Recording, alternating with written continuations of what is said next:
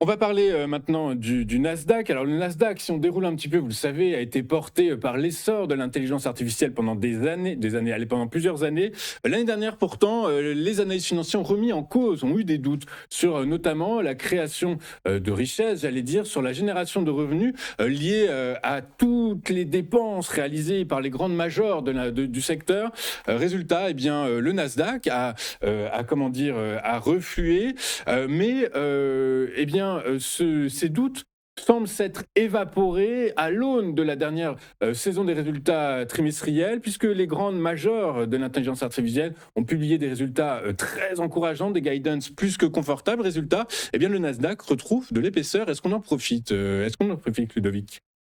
Je vais vous parler du Nasdaq maintenant, donc je vous en ai parlé un petit peu la semaine dernière déjà, et même la semaine d'avant, pour qu'il aille chercher un objectif, c'était les fameux 2960. Alors je rappelle, là je suis en trimestriel, on a un énorme décompte qui se fait tranquillement sur une vague 3 qui se termine, et les 100% de ce mouvement-là, c'est-à-dire les 100% du mouvement 1-2, m'amène à 2960. Alors bien évidemment, ce sera à vérifier en clôture trimestrielle, savoir un petit peu s'ils sont au-dessus ou en dessous de ce niveau-là, d'accord? On est certainement sur la fin d'un cycle, puisque dans cette vague 3, comme je l'ai expliqué, nous sommes dans un cinquième temps. C'est pour ça que la bougie actuelle est extrêmement puissante. Maintenant, il faut savoir quels sont les prochains targets. Est-ce qu'on peut avoir d'autres targets sur les unités de temps inférieures? Donc là, je suis passé sur l'hebdomadaire volontairement. Pourquoi? Tout simplement parce que c'est un peu plus propre. Donc déjà, on sait que depuis que l'oblique baissière a été cassé à la hausse, c'est parti bien fort vers le nord.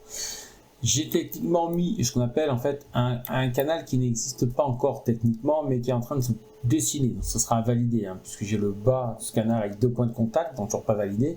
Et en dupliquant cette parallèle, ça peut me donner un point d'impact d'arrêt ici en hebdomadaire. Affaire à suivre. C'est-à-dire qu'en fait, si on vient sortir par le haut de cette trendline et qui derrière on clôture dessous, avec bien évidemment derrière il s'amuse à faire une toute petite correction vendeuse, ce qui serait pas mal pour respirer un peu, puisque ça fait quand même plus d'un mois et demi que ça monte en ligne droite.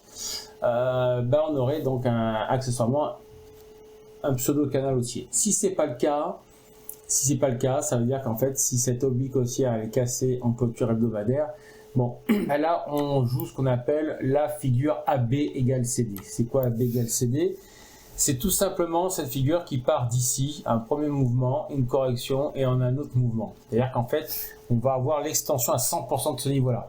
Ce qui nous emmènerait ici, très clairement, comme vous pouvez voir, à 32 444. Oui, vous n'avez pas le Nasdaq à 32 444 qui pourrait être un niveau généralement d'extension à 100%, ce qu'on appelle le fameux AB égale CD, qui pourrait venir se stopper un petit peu au niveau des vendeurs. Pour le moment, vous voyez, nous n'avons pas le moindre signal de correction dessus.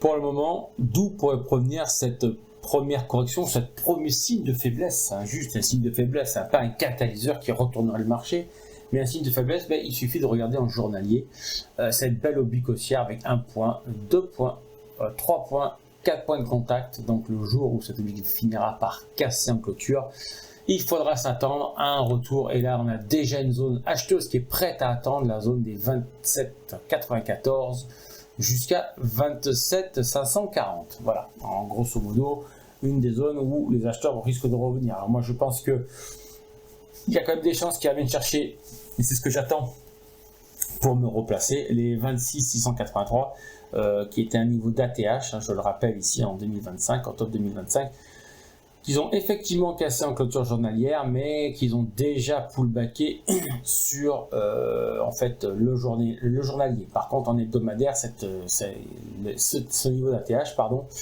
il a été cassé, non pullbacké. Donc voilà, je m'attends vraiment à un retour là, mais techniquement, on attendra de voir un peu comment ça se passe ici. Voilà. Pour le moment, il n'y a pas le moindre vendeur à l'horizon. Il faudra attendre un bel avalement baissier, mais surtout cette oblique qui est vertigineuse, et attendre cette fameuse clôture journalière dessous. Voilà, rien de plus à vous dire pour moi cette semaine. Je vous retrouve donc la semaine prochaine. Merci beaucoup Ludovic. Donc vous l'avez compris, un pas de bulle sur l'intelligence artificielle désormais. Effectivement, c'est le message qui est passé pour corroborer tout ce que vient de nous dire d'un point de vue graphique Ludovic. Et bien noté que Bank of America précise que 59% des investisseurs américains jugeaient que les actions IA n'évoluaient pas dans une bulle. Voilà, un taux en nette progression par rapport aux 2 précédents mois puisqu'il était de 50% en mars et 45% en février. Merci beaucoup Ludovic. Je rappelle encore que c'est un enregistrement. On va marquer une courte page de publicité. On se retrouve juste après pour la suite et la fin de cette édition du 12 mai 2026. À tout de suite.